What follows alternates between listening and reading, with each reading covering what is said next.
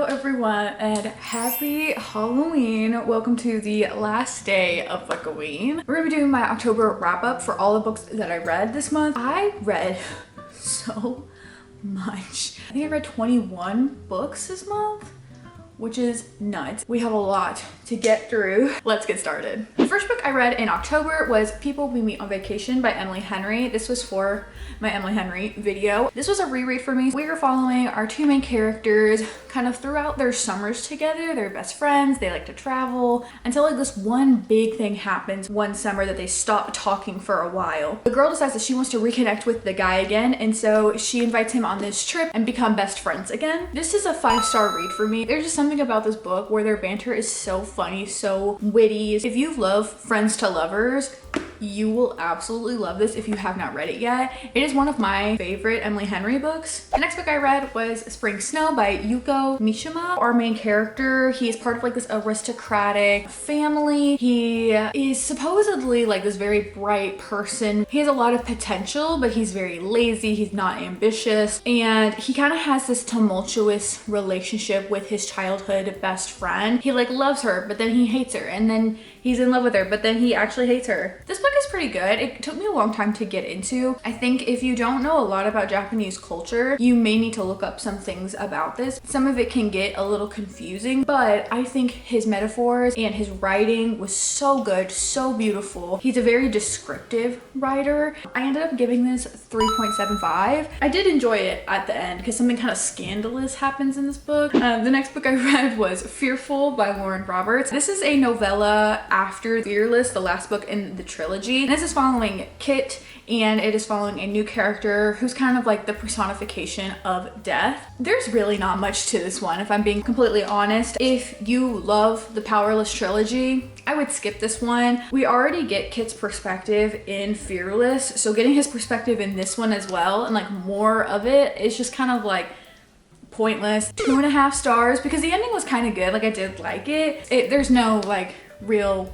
purpose to this story. The next book I read was Alchemy of Secrets by Stephanie Garber. We are following our main character who is part of this like folklore class that she can take in college. And this folklore class, it goes over like urban legends, myths, secrets about like Hollywood. She tries to kind of like figure out if these myths are true. One day she goes searching for one. She finds out it's true and she makes a deal with the guy. This guy says that she only has like 48 hours left to live unless she can find the alchemical heart. It's very hard to find, if not almost impossible, and also it may also be a myth. She just may be screwed and die. This is Stephanie Garber's first adult fantasy. This is going to be a series, so I will give you a little like preface into that, because I would say this book is a fever dream. It's good. Like, I actually really enjoyed reading it. I love whenever she does her like, do I trust you, but I don't know if I trust you, and I love her writing. But I would say the story as a whole is a little all over the place. You kind of find out later on in the book why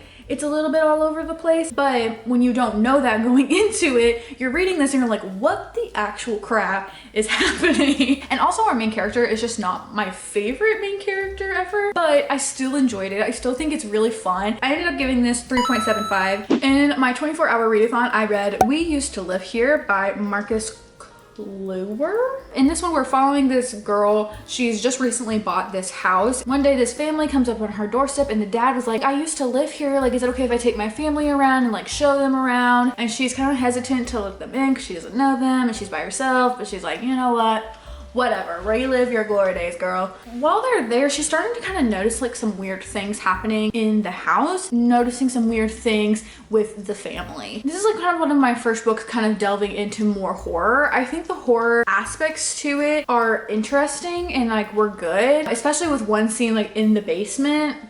That one is crazy. There's not a lot of explanation in this book. So if you're hoping you're gonna be like at the end and wrap everything up with a little bow, this is not that type of book. There's no solutions to anything. You feel a little, I guess, just not satisfied. I ended up giving this 3 stars. Literally, what happened in this? It was kind of also like a fever dream-y. Next book I read was Misery by Stephen King. This is about a famous author who gets kidnapped by their #1 fan. He gets into a car wreck and can't move. She sees him on the side of the road and is like, oh, I know him, comes and picks him up, and basically she keeps him trapped there. Her favorite character has been killed off in a previous book, and so she makes him write more about her favorite character, Misery. This is my second ever Stephen King book. I liked this one a lot more than I thought I was going to. You only have two people, you're in one setting, not really a lot is happening, but you really, I think this is such a character-driven, evil character-driven story where it makes it so good. You feel almost bad for the characters, but then you feel like, oh my god, this character is literally insane. It's like you switch mentalities with Annie specifically. She's absolutely insane, but like you feel empathetic to her to an extent, but she's also bad crazy and is the villain of the story, and I love that. I think whenever you can make me love and hate a character, that's when I'm like, okay, you're a great author and you got me. I ended up giving this 4 stars. The next book I read was Recursion by Blake Crouch. Actually, we're following 2 perspectives. We're following this one guy. His daughter has passed away like early on. Wife and him are divorced and he just kind of lives kind of a shitty life. But one day he kind of gets kidnapped and this guy is like, I will transform your life and I'm going to send you back to this time period so you can fix your life. And so he gets sent back to before his daughter passed away and tries to prevent her death. We're following another character who's kind of building this time machine-esque thing. In this world also there's a thing called FMS, which is false memory syndrome. People are having memories that have never happened but they felt so real. But yeah, this book was so good. I really enjoyed this. The storyline of this one was so good. There's like a little bit of romance that comes into this one that is so good. I ate this one up. For me, I'm giving this one 4.5 stars for right now. I could definitely see myself rereading it, giving it 5 stars later on, but this book was fantastic. The next book I read was The Intruder by Frida McFadden. This girl decides that she wants to live off of the grid. There is a storm coming in and she goes and she looks out into her like shed and she notices like this little girl is in her shed and she's like, I don't know why she's here. She's covered in blood. She's not sure if she should really trust this girl because literally she's covered in blood. She has a knife on her. And then we also kind of get like a then perspective of the little girl. I really liked this one. I actually thought it was pretty good. I think our main character, sometimes our main character pissed me off a little bit. I ended up giving this one, I think 3.5 stars. I liked it. It's not my favorite mystery ever, but it's one of my more favorite Frida McFadden books. The next book I read was The Republic by Plato. I'm not gonna spend very long on this because I actually DNF'd this. This book was very hard and difficult for me to follow and to even get into. If you ever heard about the allegory of the cave, that is in this book. I like I said, I can't get into it. I can't divulge much into it because honestly, I didn't read very much. I think I read maybe like 50 pages and I just couldn't get into it. Next book I read was The Cinnamon Bun Bookstore by Lori Gilmore. This one is about Hazel and Noah, I think. Hazel is finding like these little clues in like bookstore that it looks like it's like leading her to like a treasure hunt for her to have kind of like this big last hurrah before she turns 30. And she asks Noah to kind of help go on these treasure hunts, summer bucket list kind of vibe. And they end up maybe falling in love. Like, duh. It was bad. It's very insta-levy. It's very surface level. They don't really go in and delve deeper into their emotions and their feelings. They may talk about it like once, but they never like go deeper and like why this is an insecurity. It doesn't do that. And I ended up giving this 2 stars. The next book I read was Sounds Like Love by Ashley Poston. We were following our main character. She's a songwriter and is kind of in a rut, so she decides that she's going home for a little bit. Also, her mom has dementia. She's gonna help kind of take care of her. Keeps hearing like this melody. She's hearing like this voice in her head. She actually can communicate with a random person that she's like, well, can you hear this melody? Why can't I hear you? He decides to go to where she is at for the summer to meet up and figure out what's going on. This one was my least favorite so far out of Ashley Poston's books, which sucks because I love her as an author, but I felt like this one I just didn't connect to very well. And I felt like every problem that was kind of happening was very rushed. And I also just wasn't connected to our main character and her relationships. I feel like we didn't know our main character. She's a songwriter. She loves music. She had anxiety. and that's all I knew about her. I don't know, I just felt like this one was also pretty surface level. For all of Ashley Poston's books, this one, like I said, is the one I just didn't really care about that much, but I still did enjoy it. So like, I like the little summer parts in this book. I love that her family kind of owns like this music concert hall or whatever. So I ended up giving this 3.5 stars. It still wasn't that bad, but it's definitely not my favorite from her. Now we're getting into all of the books that I read in my Amazon collection video. If you want to go watch that and hear more of my thoughts, I will link it. So I'm gonna go very fast. I'm just gonna give you the book and then the rating, and we're gonna move on. The first book in the series is Hot for Slayer by Ali Hazelwood. I gave 4 stars. The next one is Fallen by Christina Lauren. I gave 2 stars. Spicy Little Curses by JT Gessinger. I gave 4 stars. Space Vampire by Ruby Dixon. I gave 2.5 stars. Beautiful Nightmare by Katie Robert. I gave 1.5 stars. My Boyfriends Are All Monsters by Kimberly Lemming. I gave 1 star.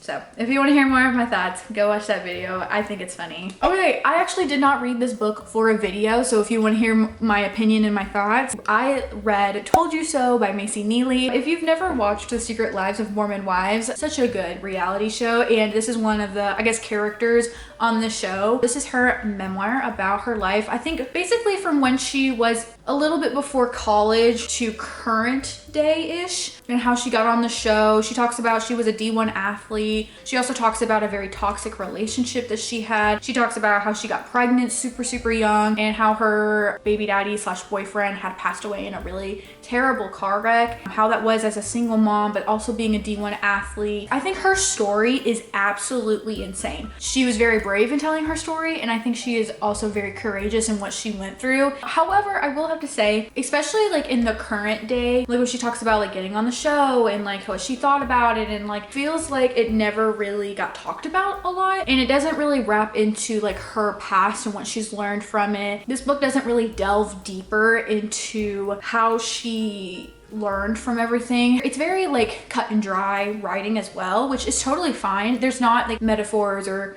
lyricalness, and most memoirs aren't, but I would have liked a little bit if she like went deeper into everything, especially like her current day situations, and kind of tying that back into your past. I would say this is a very good, pretty short book, and I did enjoy it. If you like The Secret Lives of Mormon Wives, I really enjoyed this. I'm not gonna rate it because I feel weird rating people's experiences and their memoirs, but I did enjoy it and I thought it was really good. The next book I read was A Man Called Uwe by Frederick Bachman. We are following this guy named Uwe. He's kind of a grumpy old guy. His wife has passed away. He is kind of wanting to die as well. He's like, I'm over this. But this couple and this family next door move in. They kind of get very involved with his life. And then we also are following a past timeline too of Uwe and how he grew up, more about his character, how he met his wife, all those types of things. This is a super heartwarming, heart-wrenching book. I kind of knew what the ending was going to be, but to see it still play out is so sad. I did get kind of emotional towards the end. If you really love a character-centered story, you will love this. I really did enjoy this. I thought it was pretty good. I gave this 4 stars. The next book I read was Dune by Frank Herbert. Technically, I basically just finished the half that I was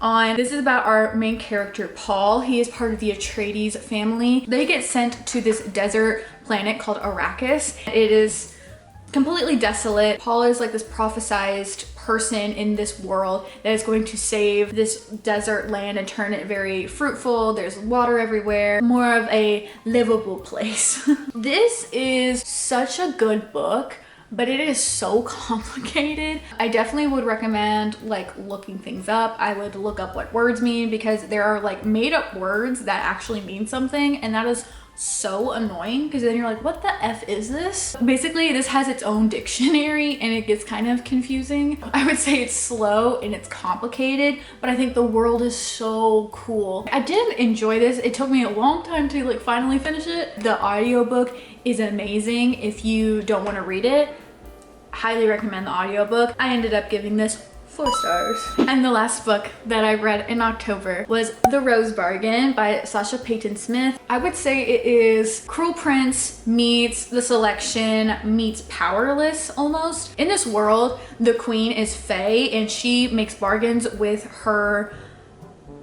what's it called? Not servants. residence, nope. With her subjects, that's the word. You can wish for anything. I want longer hair. I want prettier teeth. I want the ability to fly. Or the bigger the thing, the bigger the cost. So if you just want pretty hair, you may just lose a finger. And we're following our main character who is a debutante for the season, and the prince is wanting to marry for that season. She decides that she is going to sign on to be a part of this trial to be his wife. Our main character has gone through a little bit of strife in her family. Her sister went missing for a little bit and kind of caused a little bit of a scandal and kind of outcasted her family from society. She's also joining this competition. She wants to have her family back in society and she thinks that will help them. And I thought this was pretty good. I thought it was pretty fun. I was in the mood for like a Regency type of fantasy, and this definitely gave me that vibe. I ended up giving this 4 stars. I'm excited to see what happens in the second one. I liked the little romance that was in this, and yeah, those are all of the books that I read in October. I feel like I talked for like 3 hours straight, but thank you so much for watching. I loved making all these Book-A-Ween videos. Hopefully you enjoyed them. I have made a playlist so you can watch all of them if you are not caught up. I don't know how people do Bookmas. 12 videos every day is a lot. Not every day. 12 videos consecutively is a lot. 7 days was a lot. I will see you all in my next one. Bye!